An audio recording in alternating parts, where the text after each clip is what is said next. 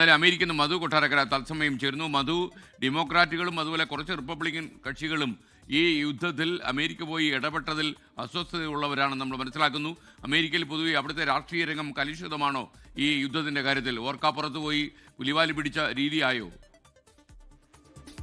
എസ്കെയിൻ സാധാരണ അമേരിക്കക്കാർക്ക് ഇതൊന്നും ഒരു വിഷയമല്ലെന്നുള്ളത് എസ്കെയിനും അറിയാമല്ലോ, അമേരിക്ക കൂടുതൽ അറിയാമല്ലോ. അത് അന്താരാഷ്ട്ര ചാനലുകൾ വെച്ചാൽ തന്നെ മുഴുവൻ സമയവും ഈ യുദ്ധ വാർത്തകളൊന്നും അങ്ങനെ പോകാറില്ല. തന്നെ ഓൺലൈനിൽ പോയാൽ പോലും മിക്സ്ഡ് ന്യൂസുകളാണ് എപ്പോഴും കൊടുക്കുന്നത്. അമേരിക്കക്കാർ സാധാരണ രീതിയിൽ ജോലിക്ക് പോകുന്നു, ജോലി സ്ഥലങ്ങളിൽ പോലും ഈ യുദ്ധത്തെ പറ്റി ചർച്ച ചെയ്യുന്നത് കാണുവാനും സാധിക്കുന്നില്ല എന്നുള്ളതാണ് ഗ്രൗണ്ട് റിയാലിറ്റി. പക്ഷേ എസ്കെയിൻ നേരത്തെ ചോദിച്ച ചോദ്യത്തിനോട് അലൈൻ ചെയ്യുന്ന ചില കാര്യങ്ങൾ പറയാം. അത് പ്രേക്ഷകരുടെ അറിവിലേക്കും കൂടെയാണ്.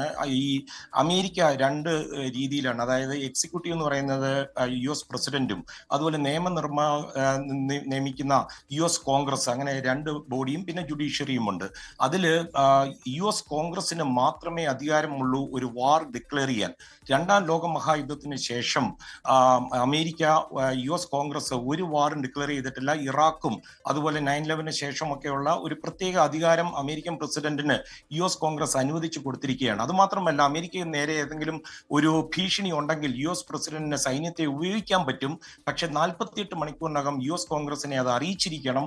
തന്നെയുമല്ല, 60 ദിവസത്തിൽ കൂടുതൽ ഈ സൈനികർ അവിടെ പെട്ടുപോവുകയാണെന്നുണ്ടെങ്കിൽ US കോൺഗ്രസിനെ അത് നിർത്തിവെക്കാൻ ഉള്ള അധികാരമുണ്ട്. അത് മാത്രമല്ല, 30 ദിവസത്തിനുള്ളിൽ ഈ സൈനികരെ സുരക്ഷിതരായിട്ട് തിരിച്ചെത്തിക്കുകയും വേണം. തന്നെയല്ല, 1973 തോന്നുന്നത് ഒരു വാർ റെസൊല്യൂഷൻ തന്നെ വന്നിട്ടുണ്ട് വിയറ്റ്നാം യുദ്ധത്തിന് ശേഷം. അത് ഈ പ്രസിഡന്റിന്റെ അധികാരത്തെ പരിമിതിപ്പെടുത്തുന്നതുമാണ്. ഇത്തരം വിഷയങ്ങളുമായി ബന്ധപ്പെട്ട് ഡെമോക്രാറ്റ്സുകൾ ഒരു വശത്തുകൂടി ഈ നിയമം ശക്തമാക്കാനായിട്ടുള്ള തീരുമാനമുണ്ട്. ഡൊണാൾഡ് ട്രംപ് അഡ്മിനിസ്ട്രേഷന് തീർച്ചയായിട്ടും അമേരിക്കക്കെതിരെ ഒരു കൃത്യമായിട്ടുള്ള ഒരു ഭീഷണി ഉണ്ടായിരുന്നു എന്ന് തെളിയിക്കേണ്ടിയിരിക്കുന്നു. അതിന്റെ ഇന്റലിജൻസ് ബ്രീഫിംഗ് കൊടുക്കേണ്ടിയിരിക്കുന്നു.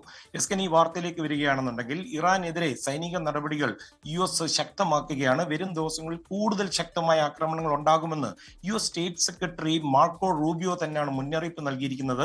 ഏറ്റവും കഠിനമായ അറ്റാക്ക് വരാനിരിക്കുന്നു എന്നാണ് ഇന്ന് ക്യാപിറ്റൽ ഹില്ലിലായിരുന്നു അദ്ദേഹം മാധ്യമപ്രവർത്തകരോടൊക്കെ സംസാരിക്കുമ്പോൾ അത് വ്യക്തമാക്കിയത്. ഇറാന്റെ ബാലിസ്റ്റിക് മിസൈലും അതുപോലെ തന്നെ നാവികസേനയും തകർക്കുകയാണ് ഇപ്പോഴത്തെ ഓപ്പറേഷൻ ലക്ഷ്യമെന്നാണ് അദ്ദേഹം പറയുന്നത്.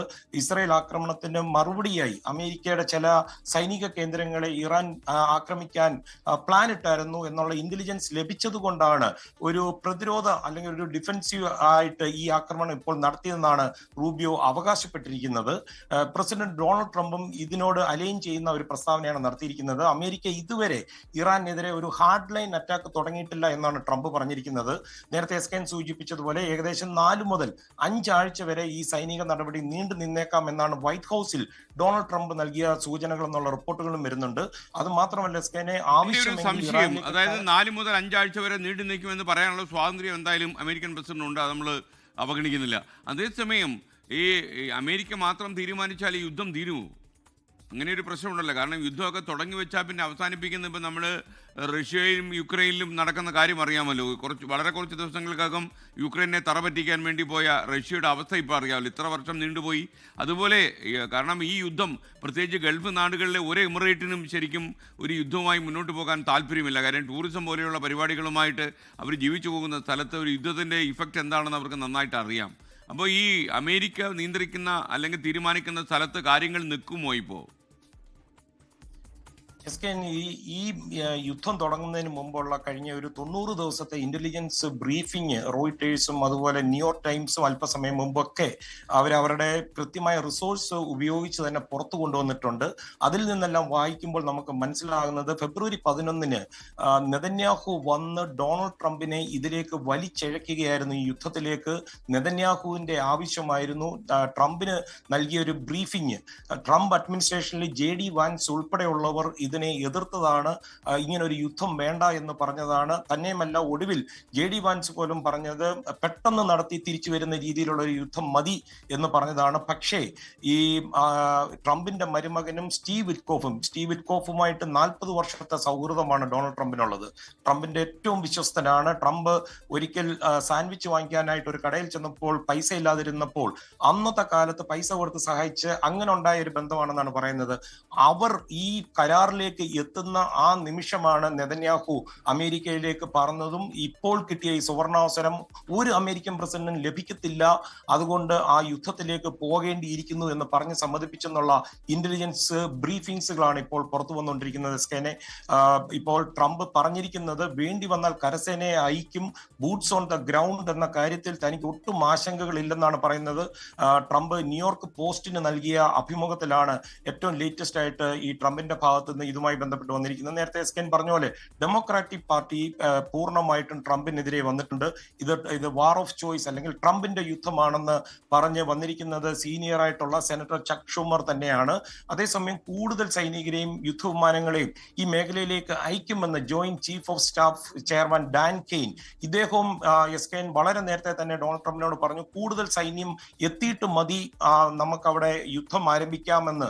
ജനുവരി 15 ഡൊണാൾഡ് ട്രംപിനെ യുദ്ധത്തിന് ഒരു തയ്യാറെടുപ്പുണ്ടായിരുന്നു. അപ്പോൾ പിന്മാറ്റിയ ആളാണ് ഡാൻ കെയ്ൻ. ഇറാനെതിരെ സൈനിക നടപടികൾ സ്റ്റാർട്ടിംഗ് സ്റ്റേജിലെ ആയിട്ടേ ഉള്ളൂ, ഈ ദൗത്യം ആരംഭിച്ചിട്ടേ ഉള്ളൂ എന്നാണ് പെന്റഗണിൽ ഇന്ന് മാധ്യമങ്ങളോട് സംസാരിക്കുമ്പോൾ ഡാൻ കെയ്ൻ പറഞ്ഞത്. അദ്ദേഹത്തോടൊപ്പം ഡിഫൻസ് സെക്രട്ടറി പീറ്റ് ഹെക്സത്ത് ഉണ്ടായിരുന്നു. അദ്ദേഹം പറയുന്നത് നിശ്ചിത ലക്ഷ്യങ്ങളൊക്കെ പൂർത്തിയാക്കിയാൽ ഉടൻ ഈ സൈനിക നടപടി അവസാനിപ്പിക്കുമെന്നാണ്. US ഡിഫൻസ് സെക്രട്ടറി ആണ് പീറ്റ് ഹെക്സത്ത്. അദ്ദേഹം പറയുന്നത് ഇറാന്റെ ആണവ മോഹങ്ങൾ തകർക്കുക, ബാലിസ്റ്റിക് മിസൈൽ ശേഷി ഇല്ലാതാക്കുക. പക്ഷെ അദ്ദേഹം ഒരു കാര്യം കൂടെ പറഞ്ഞിട്ടുണ്ട്, പൊളിറ്റിക്കലി കറക്റ്റഡ് യുദ്ധങ്ങളിൽ അല്ല, വിജയം ഉറപ്പാക്കുന്നതിലാണ് അമേരിക്ക വിശ്വസിക്കുന്നതെന്നാണ് ഹെക്സത്ത് പറഞ്ഞിരിക്കുന്നത്. SK മധു കൊട്ടാരക്കരയാണ് അമേരിക്കയിൽ നിന്നും തത്സമയം ചേർന്ന്. എന്തായാലും 4-5 ആഴ്ചകൾ നീണ്ടുപോകും എന്നാണ് അമേരിക്കയിൽ നിന്ന് വരുന്ന വാർത്തകൾ. പ്രസിഡന്റ് പ്രതീക്ഷ അതാണ്. ലോകത്തെവിടെയായാലും ഏത് സമയത്തും 24 വാർത്തകളും ഓഗ്മെന്റഡ് റിയാലിറ്റി പാക്കേജുകളും എക്സ്പ്ലെയിനറുകളും വിശദമായി കാണാൻ ഞങ്ങളുടെ യൂട്യൂബ് ചാനൽ നിങ്ങൾക്ക് സബ്സ്ക്രൈബ് ചെയ്യാം.